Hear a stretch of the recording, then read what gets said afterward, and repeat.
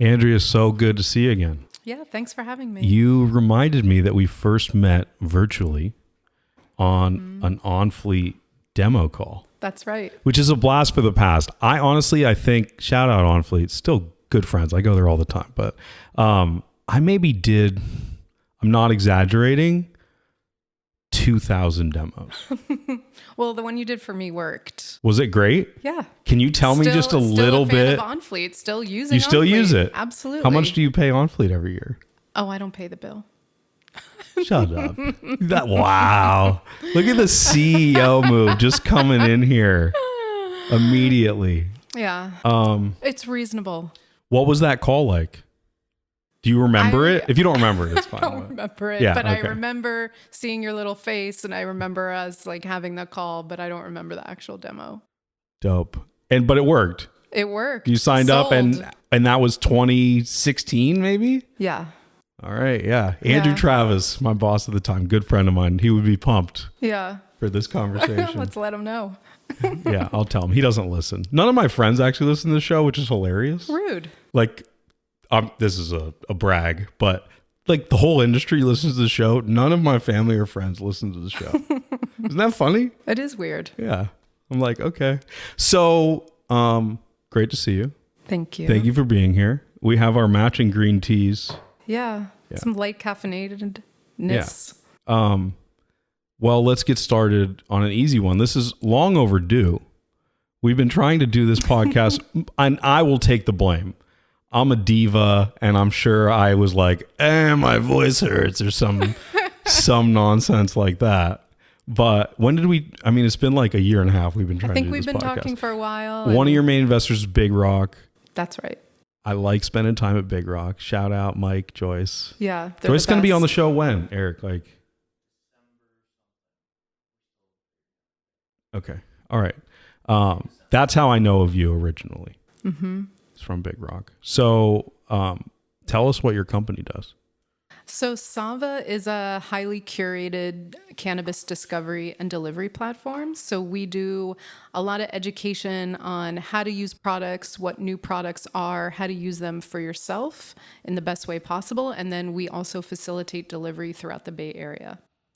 And give me a sense of the landscape here. Like, how do you place yourself, right? There's lots of delivery out there. There's Ease.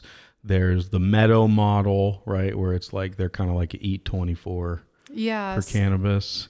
Put yourself in that landscape. Yeah. So we are the platform, but we also do all of our own fulfillment, own our own tech. So we're the whole vertical stack in terms of... You're paying the drivers. That's right. Okay. Yeah, drivers are our employees. They're employees. Yes, they are. They have healthcare.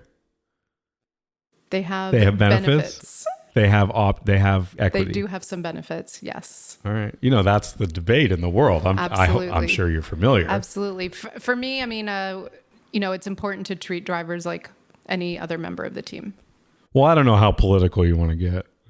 You can say whatever you want, but I don't think they're employees for shit.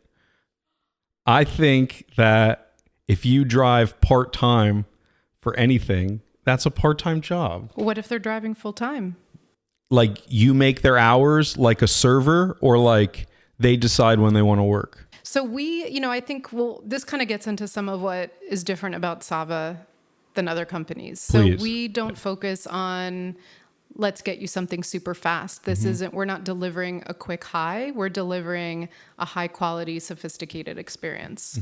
So to that end, we've never focused on the on-demand model. All of our deliveries are scheduled. So it's more like shopping on Instacart. So you go fill up your cart for the next coming weeks or next coming months, and you get more of a big order rather than just like ordering a quickie. That's not really where we're at. What's the average time between customer orders? Our customer, it's of course a little bit all over the map, and we can segment out people that are using more medically versus rec, but most of our customers are ordering every 2 months. And what's the average basket size? 172. That's pretty good. Yeah.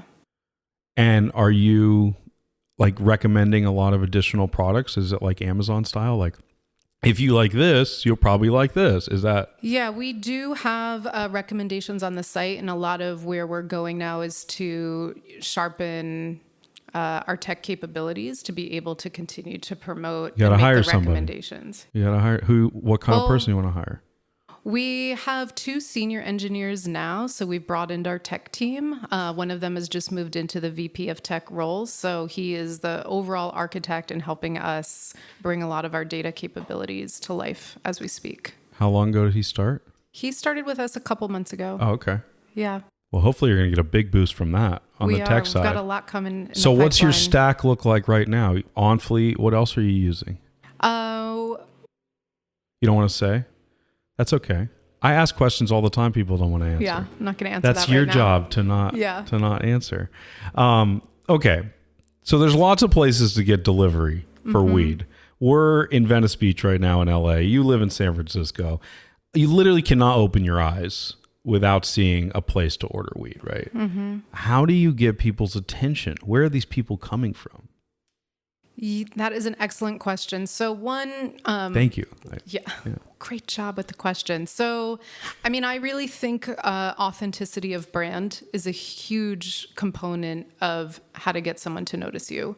We have a really legitimate origin story in terms of how our company came to be. And all of the team that works for me are also people that use cannabis for medical/wellness reasons. So creating a culture. How do you know that? They tell you that? They email you and say, I've got glaucoma and like this is. We know just from because we do all of my team has been trained by a nurse in terms of our customer service team as well as our fulfillment team. So there is a lot of bonding I try to cultivate within our team and making sure everyone is really up to date on the scientific knowledge and has a real connection to what we're doing. You know, the cannabis industry is not easy. There's great things about it, but then the challenges are so challenging and it's just a constant like up and down. And so I think, you know, it's funny. It's really a double-edged sword for Eric and I, for producer Eric and I, because the cannabis industry also obviously is rife with challenges, but a big part of our business is helping people solve those challenges. And so it's kind of like, if this were easy and you could like use Stripe and Shopify and like, yeah, it'd be simple, you know? So for Eric, we're like a little contrarian about it. Like everybody, we're going to get to this later, but everybody's like losing their jobs right now. It's like everybody needs more help than ever. Yeah. In a lot of ways. Anyway, that's just a small balanced advisor plug in there. Got it. But what were we talking about? Sorry, tangent. Talking about drivers. Drivers. Okay. So let's talk about this model here. You pay the drivers. What do you pay the drivers? $15 an hour? More. $20 an hour? More. $25 an hour. All in, our drivers make between $25 to $30 an hour. That's a lot. As it should be. They're the face of the business for a lot of people. I mean, I really like that human perspective, but that's a lot of labor, right?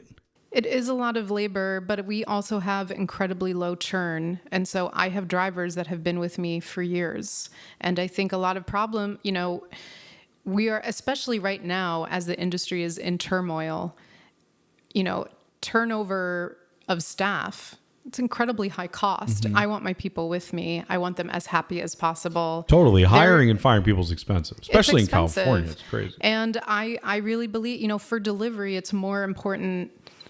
It's exceptionally important for that people's different touch points to resonate with the brand that they're buying from. And so having drivers that we feel great about, that believe in Sava, that are excited to work for the company is key. And so I want to pay people as well as we're able to pay them. Sounds like a great place to work. How many people work there? So all in, we are 32 people. That's a lot. That includes the drivers. So again, not all our drivers are full-time. It varies. Yeah. But yeah. And that's really interesting. That's the whole ecosystem Because is 32. At OnFleet, I worked for a long time on an initiative to supply dispensaries and delivery companies with drivers. And that was kind of the next step of what I was working on. You know, OnFleet was the software, and then we were going to put a network with it. That was kind of the idea. And I actually did this successfully with Kaliva for a year or so when they were just getting started with delivery. It's a wildly challenging thing to do, to hire and manage drivers, right? Like that's That's the crux of your business, isn't it? It's a huge component. We have, again, been very fortunate in that in creating a strong culture. I think that's what's helped with a lot of the staff retainment. And also many of our drivers are customers that now have worked for us.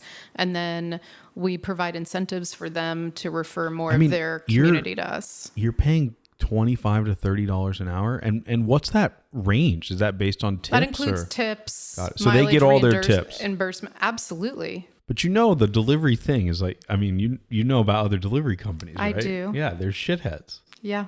Okay. They like guarantee a certain dollar amount per delivery, but then if they're tipped, that just comes out of the money that the company has to pay. Yeah. Not additional as a tip, right? Which is really, forget taking care of your employees, really disingenuous to the customer. It is, because you think it's more straightforward than it is. I don't want to subsidize DoorDash. Absolutely not. I'm not a venture capitalist anymore. I did that, and you throw a lot of stupid money at a lot of stupid things. But as a consumer, this human is servicing me, right? Mm-hmm. And so I'm trying to, anyway, frustrations. Yeah. I mean, again, I think every company has their core values. And for us, it's making sure that our team is happy to be with us. And there's a lot of different ways that we go about, making sure that's the case. So you're at 32 employees. Mm-hmm. You're just starting to get to the size where you personally can't really know what's going on. We might have already passed that point. You're close. You're right. You're in that zone, right? Yeah. How do you maintain that experience, that quality?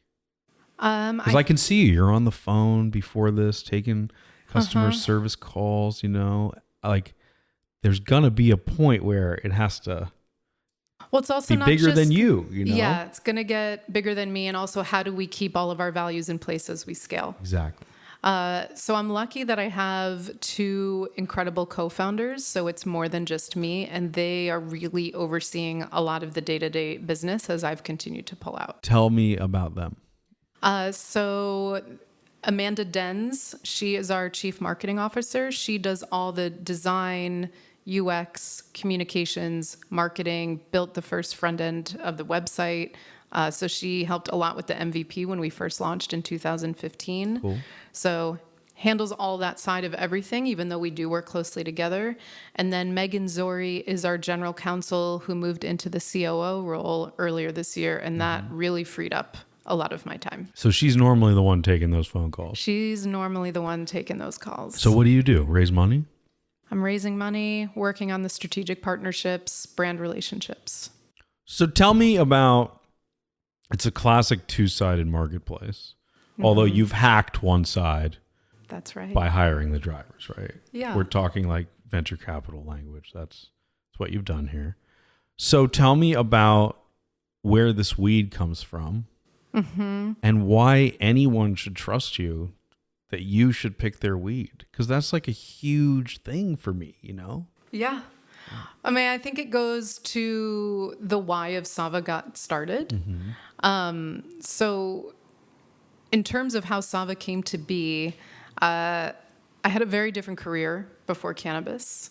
And then in 2010, I had a workplace injury. And the result of that injury was... What were you doing? You were in corporate America, or what were you? No, I was NGOs, nonprofits. Oh, wow. Yeah. You're like a really good person, huh? Sometimes. I try to be. Nonprofit? What kind of nonprofit? Health and Human Services, a lot of education, HIV and AIDS. Whoa. Did case management as well. Like in Africa? Or Actually, I did do some of that. Where? Earlier in my career, I did some international development work, but really was trying to provide support for existing NGOs rather than coming in and telling them what to do. I love Africa. It's so cool. East, west, north, south. I've only been twice. Well, I don't know if you include North Africa. I don't really. I'm talking about sub-Saharan Africa. But I went to Uganda. Oh, amazing. And it was amazing. Honestly, they have so little and they're 6 times as happy as I am. And when you think about that dynamic, it just puts all, I spend most of my day thinking about money. Yeah. Right? That's what we do. Like money's We're oriented it's going to that. away. It's coming in. It's going away again. You know, that like that's life. It's like the tide's coming and going, Well, right? yeah, that's the economy, right? It's forever. And it's just they live detached, but just in the best way possible, you know? It's crazy. And they have nothing. And they're smiling. And like, we have everything. And I'm worried about the stupidest things, you know? Yeah, we have the chronic dissatisfaction ailment. We do. We do. Yeah. Anyway, complete tangent. But Yeah, so it's Friday. yeah, why not? So NGOs in my previous life, and then I had this injury. Where in Africa were you? Oh, I worked in Tanzania for a year, worked in Nigeria for 6 months, and then returned to the Bay Area and focused on organizations in San Francisco. Okay, like HIV stuff in San Francisco and needle exchanges and that business? More case management. I was working in fair housing as well, doing reasonable accommodations, making people... Well, what is fair housing? Well, I'm in that, like... I know what it's supposed to be, but like, what does that actually mean? Because it seems like there's not fair housing in San Francisco. Sure. Well, and that's complicated, but there are certain protections for people that have disabilities and are seniors. And so a lot of what I had been working on most recently before making this move was making sure that people were aware of their rights and then mediating between tenants and landlords to make sure that tenants were living... Eviction rights. Yeah. Keeping people in their homes. Should I talk about eviction, Eric? Is that... No. Okay. We're buying some real estate. Oh. And so it's a very timely thing you bring up. Oh, we have so much to discuss. Maybe afterwards. Yeah. It's not very on brand for this show.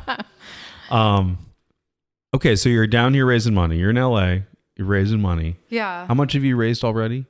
So right now I'm raising a second seed. We've got 700 in, another 300 committed. So we're halfway. For this round? For this round. But what have you raised all time? Oh, all time. All in together, I've raised 1.6. Since when? Since 2016. Okay, and you did. So we did a lot of bootstrapping in the beginning. How much do you have in this business? I have about 6 figures in. It's a lot of money. Yeah, my heart and soul's in this. Your heart this and is soul. a labor of love. Is it going to work? It's going to work. This is a tough time, you know. It is a tough time, but you have to have the right plan. The economy hasn't even fallen out yet. Weed people are struggling and they don't even know. What happens when people stop buying weed? I don't think that's going to happen. Everybody keeps telling me it's recession proof, but you know what? If you go to the dispensary in Venice, if you go to MedMen, it's $65 eighths. Like, you got to be out of control. And today or yesterday, Eric reads the news and tells me, I hate the news, but they said they're going to increase the taxes in California. That's very concerning. I mean, yeah. like, it's not concerning. I don't look at it morally. It's like, why you guys are you trying to kill our businesses? No, they're just stupid. Yeah. Like, if they know, they're not business people, right? That's the answer. Because what they don't realize is that, do you want a bigger piece of a tiny pie, or do you want a smaller piece of what's supposed to be a $7 billion market in California or whatever? Yeah. And by the way, all those fuckstains that put out all the data about how it's going to be $7 billion, and then 2 years later, we're at like $1.5 billion, and everybody raised and invested money based on those numbers. Yeah. Think about that, right? You raise money. I raised, yeah. They're like, wow, it's going to be this much of this much. Mm-hmm. Well, that much is a fraction of what it's supposed to be. That's right. Which is why we see so many people are having problems now that raised on crazy high valuations. And they all got so much debt. We're not going to survive the debt. We're not. MedMen is so screwed, I think. Anyway, enough on MedMen. One of the biggest problems, though, is not just taxes, it's the black market. And when you talk about, again, going into a recession, the average cart size that you said is 140, 170? 172 is our current number. That's a pretty big number, right? Mm-hmm. Do you double think, industry average. Yeah. you're not doing like a bunch of deals and stuff, right? You're not. We do sales as well. We partner very strongly with our brands, but yes, it's not all related to sales. Yeah, you have loyal customers. They probably like the experience. And if it's medical for them, then they have a bigger budget for it, right? Well, estimate the percentage of your customer base that's medical. I mean, we have I would say of the people that are purchasing, at least half have a very structured routine. And it's, again, the type of demographic we've gone after and the type of brands also that we partner with. How structured? Like they order the same products? We see a lot of our customers that like they're purchasing, let's say they're like 5 tinctures for the next 2 months and they have their protocol dialed in. And so some of our partnerships have been with medical caregivers in the space that trust that we're going to take care of their people. And so they're referring their patients to us. And while we don't really call them patients anymore, they still are patients. They still are patients. It's very real. And so if let's say I'm 68 years old and someone refers me to Sava, how does that work? I've never had any cannabis in the world. That's the devil's lettuce. And my mom told me it's bad for me, but she died 20 years ago. So I guess I'll give it a shot. Yeah. So we do a lot of education on our website and try to make things as clear as possible because I needed that education for myself when I entered the space and started using cannabis medically. Right. Tied to that is the fact that we have a customer service team that's available, chat, email, etc. But we also have a nutritionist. How live is the chat? Like chat box is live 24/7? No, during work, like traditional work hours. Got it. So you need somebody like in India, like. No, I have someone in San Francisco. But why can't I get it at 3:00 in the morning? Yet we're getting there. India. Part of the raise. Part of the raise. Back to the raise. So you've raised to date 1.6 over a pretty good amount of time, though. I mean, the bulk of that was last year and this year. So last year was 800, and then I've raised 700 this year. So previous to that was, little bits amount, and then my where'd the 800 come from? Big Rock? Big Rock was a part of it. Founders Fund was also. How was that? Getting connected to them, which Big Rock facilitated that relationship. Mike. Mike and Joyce put on a great event, and then people from Founders Fund were there. And then which event was this? It was kind of like an investor mixer event, like a New West Summit thing. Tied to that about a year ago. It was last October. I think I was there. Yeah, and they gave us a nice place to showcase ourselves, and it was, basically 3 hours of micro pitching, and we filled up our seed round within a month after that. Is that your strength? I think it's a strength. Yeah? Yeah, absolutely. What do you do best? I think connecting people to what our vision is and connecting to people in general. Storytelling. Yeah. That's a strength of mine, too. Very interesting how that works. Like when you're young, there's this real emphasis on technical skills because people want to somehow de-risk you. Like they got to take a chance on hiring somebody. And so they got to say oh, JavaScript, right? Like I can hang my hat on that. But I think as you get older or a little more experienced in businesses, there's sort of this intangible X factor. And it's not you can't really put it on a resume. You know what I'm saying? Yeah, I've got the X factor. Well, and then that's it. I mean, I'm not trying to hype you up too hard. Yeah. I'm just saying, in a general sense, that's a thing that, look, you've raised $1.7 million or whatever. That's not an easy thing to do for anyone, but for a woman, it is harder. And Eric and I talk about this all the time. We try to have women on the show. There's just not as many of them. They're just not. Talk to me a little bit about that. Obviously, you had a lot of conversations with a lot of middle-aged, rich white dudes, because that's what venture capital is. Mm-hmm. There's some great female investors out there, but Cyan Bannister's great. Yeah. Yes, Cyan is great. But there's a handful, right? Eileen Lee, dope. Cowboy Ventures? That's a good one for you to know. She's dope. She does like this stage stuff too. Anyway, I don't know if she does weed stuff though. Have to find out. So, but yes, it is a lot of, it is what mostly what men has that I'm interacting experience with. been like? Like, you've been doing it 4 years, 4.5 years, Just grinding it out. Forget the weed industry for a second. That's hard enough. People hear about those challenges on this show every week.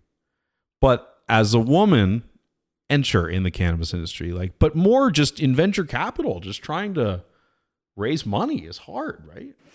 It is hard, but there are legitimately parts about it that I love because, you know, the best part about it is I get to talk about a company that I believe so much in, that I'm so excited. And I really think we're just at the beginning. We have so much we're going to accomplish and want to accomplish. So getting to tell people about why we're here, what we're doing, and where we're going, that's very enjoyable. That's fun. That's exciting. And being able to like get people What's the connected worst to that part? vision.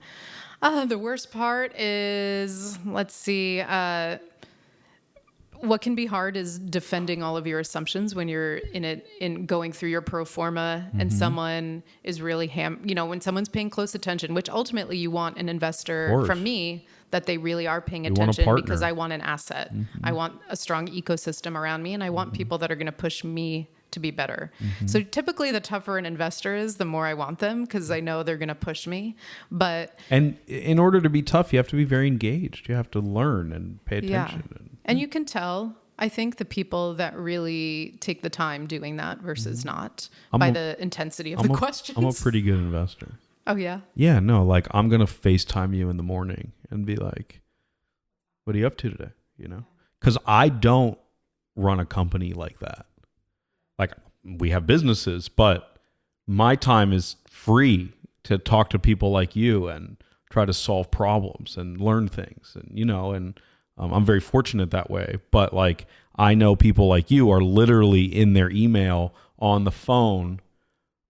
I don't know. You tell me, 14 hours a day, 13 hours a day, At least 12 hours a day. So what Eric and I, every half hour throughout the day. yeah.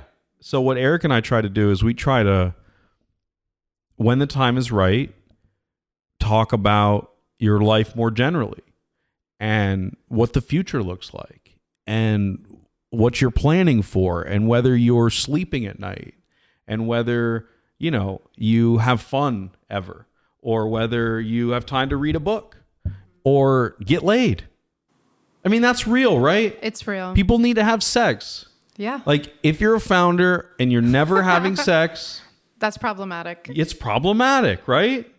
I mean, I believe you need to take pleasure when you can get it, especially as this world gets crazier and crazier, which also gets back to why that's a great way to put it. Is so important. It's important. Because for me, it was a very medical entry because I was using it to handle a disability and to recover from a disability. But as my journey continued, I came to understand that, you know, it wasn't just medical, it was wellness, and then it becomes quality of life and enjoyment, which brings us to pleasure. And, you know, to me, pleasure is an important part of quality of life. Otherwise, we're just... What's the point? We're not living. Mm-hmm. And... We're just animals if you don't Yeah. take advantage of those situations, right? Exactly. That's why I moved here. That's why I moved to LA. No one was more San Francisco than me.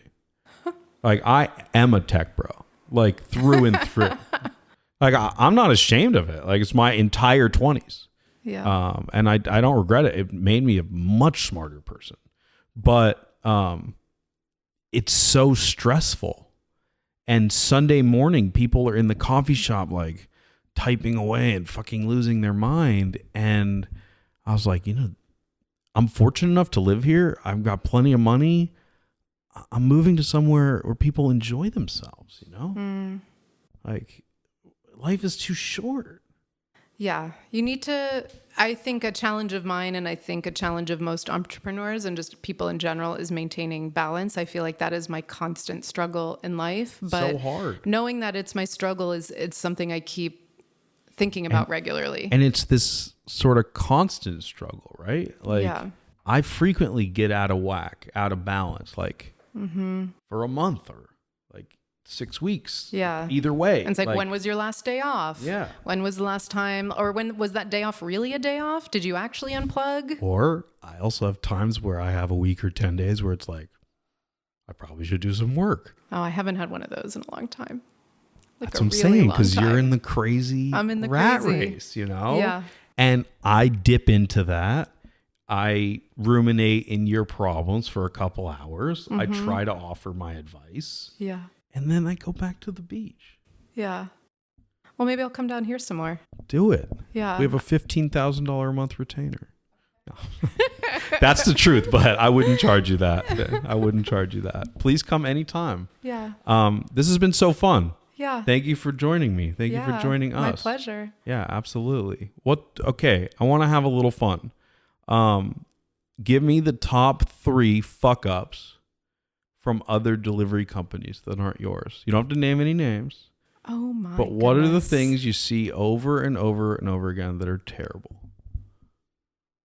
Oh man, are we talking about like the experience of receiving the package or just the online experience? Because Both. I mean, for if there's me, 5, go for 5. For me, I still think a lot of the whole shopping experiences can be lacking, and that can be a real barrier to entry. That was exactly something that I wanted to solve for, is like I wanted a more sophisticated shopping experience that spoke to the type of consumer I am. And I still think there is What type of consumer are you?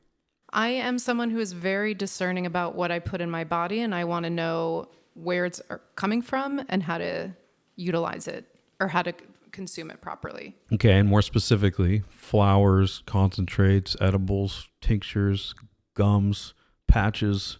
Yeah. Sublinguals. Where is it grown? How is it extracted? Who did the extraction? Less All of form that. factor, more origin story.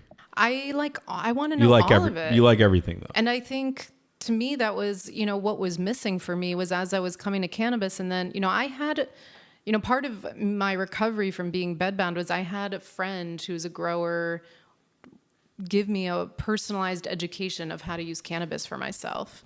So, and then it was like, why didn't I come to cannabis sooner? Now I have this person, but how do I replicate this for other people? And when I went to deliveries and dispensaries, I couldn't replicate it. I couldn't find like all the details Who does the I want. best? If it wasn't you, are you in LA yet? I'm not in LA. Okay, so I'm in LA. Okay. Who do I like? Where down should I get here? my weed? What's the best? We're moving down here, but I will say. Well, let me know how I can help. Yeah.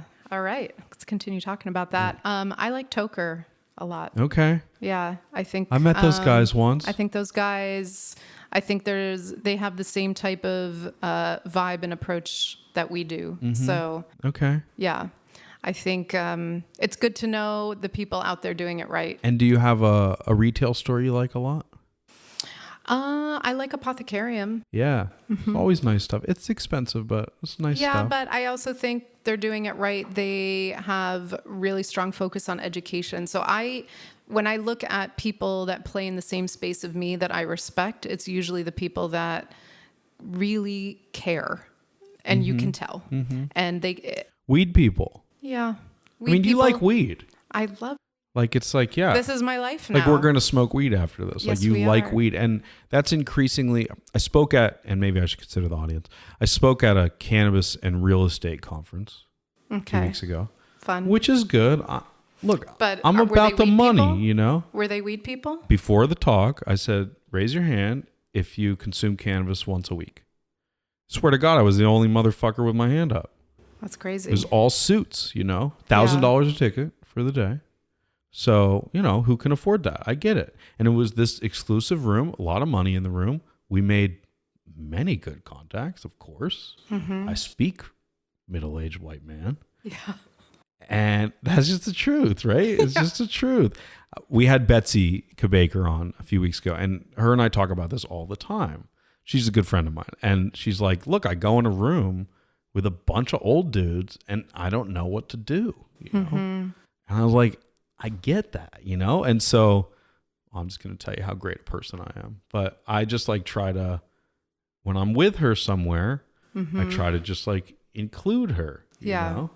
You need to find the way to connect with people which is a skill. But Betsy is incredibly easy to connect with, you know? Yeah. It's not like, it's just that. No, Betsy is lovely. Yeah, she's lovely, right? So anyway, we're having dinner on Sunday. Oh, tell her I say hey. I will. This has been so fun. Yeah. What's the website? Give the website. www.getsava.com. Okay. And what's your favorite product on the platform right now? Oh, favorite right now. I am loving Cosmic View's 3-to-1 tincture. Yum. Yeah. Why theirs? What's special about theirs? It's just, I love that company has an amazing origin story. I love their founder story. Really clean, high quality, olive oil based medicine. And 3-to-1 is always a favorite ratio of mine. Sure. That's great. I even like the 18-to-1 I'm into too. Oh yeah. Like in the different morning, times in of the the morning, day. Exactly. That's great for the day. But as the afternoon and What's evening. your daily routine? Like, are you on any other cannabinoids? I noticed you don't get high all day, which is good, but I don't. I start my day usually with 8-to-1 CBD, and then every few hours, and then I also like to take THCV or vape THCV. Got it. For focus. Nice. Very cool. Yeah, and then the THC starts getting bumped up 5 o'clock and onwards. Yeah. Oh. Anything else you want to talk about? Anything else you want to talk about, Eric? How did you get into this? Why weed? And a decade ago would have never guessed this is what I'm doing with my life. So as I was mentioning, totally different career before I got here. And then I had an injury in 2010 that affected my spine and left me with really severe chronic pain, nerve damage, and also limited mobility, especially with my arms. I thought I'd be fine, a few weeks, maybe a few months. And then all I was given mostly by my doctors was pain medication. I got a couple physical therapy sessions, but when you have a really intense injury, 10 sessions does not help your body. And so I also realized when having chronic pain, you will do anything to make it stop, because it's not just the pain, it's that your mental health starts to tank. So I kind of found myself in this dark hole of, 2 to 4 weeks becoming 2 to 4 months, becoming 12 months and more. My doctor's telling me to go on permanent disability, not going to return to a desk job ever again. And this became my life. And then one day out of desperation, I reached out to a friend who's a grower and told him what was going on. It's like, can cannabis help me? And he started giving me a very personalized education, started bringing me fresh flower, was helping me with tinctures and topicals, explaining ratios. This is before CBD was available everywhere. I'd never even heard of CBD. This is the days where people still didn't know what CBD was. What year is this? This is 2013 going into 2014. Okay. Feels not that long ago, but yet in the industry, lifetime ago. And in just 1 month of working with him and experimenting, I weaned off all of the pain medications I'd been taking for years. And my mood elevated. I was able to go for walks. I mean, it was when I talk about it, I can't always believe that it's real, but it was real because it was such a dark time and it's so fuzzy and painful. But then I had this thing that was completely unexpected, which was cannabis, bring me out of it. And the question for me was, why didn't I come to cannabis sooner? And there's all these barriers to entry, not understanding it, didn't realize it could work for these types of things. Products weren't marketed in a way that really spoke to me. I didn't know how to access it in the way, myriad of things of not understanding even all the ways and forms it could be used. Topicals, what were topicals? I'd never heard of topicals before. I use topicals every day now. And I think that's going to be Papa and Barkley, or what do you use? Love Papa and Barkley, love Sweet Relief. Also love Cosmic View. I like to mix it up. They're all amazing. But yes, those are some of my top favorites. And really, I wanted to solve for all of those things and make if I'm out here with my life that has now been drastically improved by cannabis, my guess is there's a ton more people whose lives can be improved. And so that was really the first motivating factor. And then I was meeting all these amazing makers and that were doing artisan products that were telling me that they can't get their types of products on shelves. And most of these were women-founded companies. So from the get-go, we focused on women-owned brands and making sure that at least 50% of the brands on our platform are women-owned at all times. And you have an idea of your customer base? How much is women? I know it's 51% are female. Okay. That's really high for a weed company. It's really high. Yeah. So we go after that demographic. We're not exclusive to that because tons of men want our shopping experience and the products we have too. Do you know how you fare in the gay community? Well, I am a gay lady, and also Megan, 2 of the 3 co-founders, we are queer. 77% of our team is queer. I think we resonate very well in the gay community. Because I just wonder, like, obviously women, but then like what percentage of the male population? Because it's all we don't collect that type of but data. It's siloed, you know. Yeah, like these are the way these things work. Like if you think about brands and values and the way that we identify with them, it's no surprise. Like Chris of Somatic has been on this show too. He's a good friend. Chris. Yeah, and we have the same conversations. Like a lot of his base is gay because like it's him and authenticity and rules. Who he is, you know, and he's out in the community. Yeah, and I'm sure whoever's buying Dan Bilzerian Ignite stuff identifies with his Instagram, right? I mean, that's just the truth. That's the way branding works. If you drink Jack Daniels, you're buying that. You know? Yeah. I don't know where I'm going with that. Well, I mean, I think it brings back to some of what I was saying earlier, which is authenticity is everything. Key. It's everything. No one else can be me and my co-founders and my team and our belief systems. And you can't duplicate that. It doesn't come in a bottle. And I think the authenticity component shines through not just in the culture of our staff, but in all of our branding and marketing, and that there's a real belief here. And I believe that has sustained our growth. So your customer base has bought into this narrative, right? That's all brands are, narratives that we identify with, right? Which is wonderful. And the more authentic it is, the better, right? Absolutely. The more you can identify with it. You're raising a round right now. I am. Do middle-aged men, weed investors, identify with that narrative? Because it's not unique, right? You realize it's not unique. Yeah, I know it's not unique, but I think it's not common. It's not common, but I think a lot of people in this space, not everyone, but a lot of people have entered because they've also had their lives touched by cannabis. And a lot of times when investors too, absolutely. Well, absolutely. Look, Big Rock are great people. Arcadian has been on the show. I know that you're messing with Arcadian at the moment. I love Arcadian. Me too. Great guys. But there's a lot that I won't name that aren't so friendly. They're a little sharky.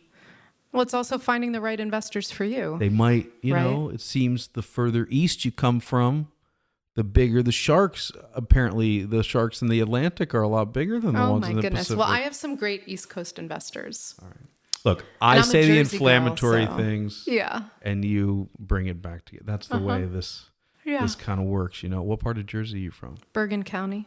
Okay. Both my parents grew up in Mount Holly, like Cherry Hill area, southern Jersey. Okay. Yeah. Basically like Philly. You know? Yeah. Where's Bergen County? New York, like upstate? Yeah, it's like I'm like a half hour by train outside of New York City. That's not bad.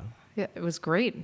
Once you discovered you can do that when you're 15. Your face lit up when you said that. I have good memories. Cool. Should we talk about anything else? We talked about a little bit of the fundraising. Okay, so do these investors, tell me how it's going. You're a woman, a gay woman in cannabis. I'm a gay woman in cannabis. You've raised a good amount of money, but you need to raise a bunch more.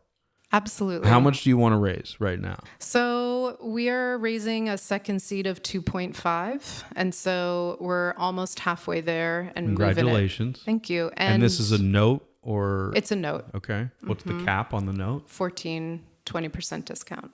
That's nice. Keeping it reasonable this whole time. And it's a sensitive time. Yeah. And people need to be mindful and it's half soft circled or you have the money?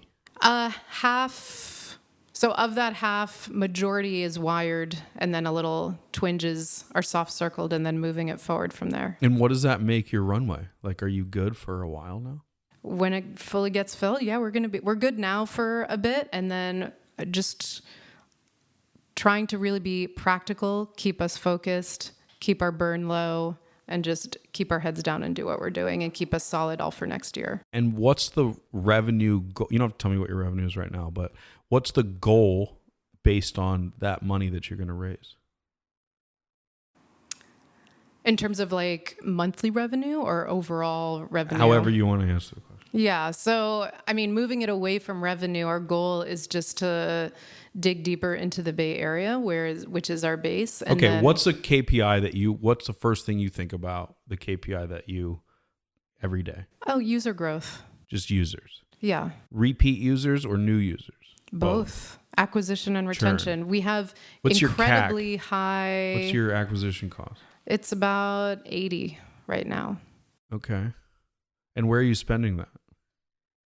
We do a lot of our marketing, like, again, building our content, focusing on SEO, email marketing campaigns. So we are able to play around with some out of home, but again, really focus on our partnerships. But want to build towards doing more out of home. We have a new campaign that we launched a month ago called Rethink Cannabis. It's our umbrella campaign, and we have a lot of activations that is going to happen underneath that. Cool. And that's what we're trying to do, is get the people that are on the cusp, reaching out to the people that already understand cannabis, but a lot of the demographics we're going after are the people that are open but haven't tried it yet, and that's what we're trying to do, is get them to rethink cannabis.